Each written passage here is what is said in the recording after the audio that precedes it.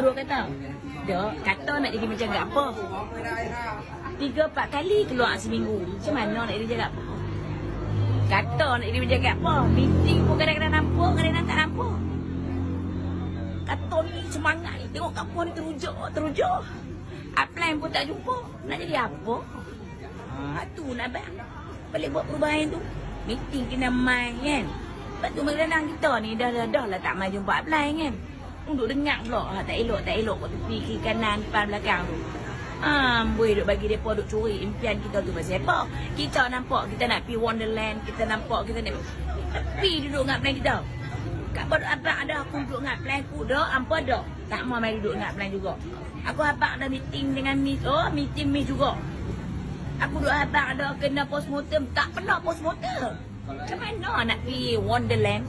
Tu abang yang macam mana nak pergi Wonderland? Wonderful kau, wonderful kau boleh duduk dalam rumah lah. Sudah marah letiak. Nah. Okay. Lepas ni kita buat Wonderland. Kita buat perubahan. Kita back to the basic balik. Bye.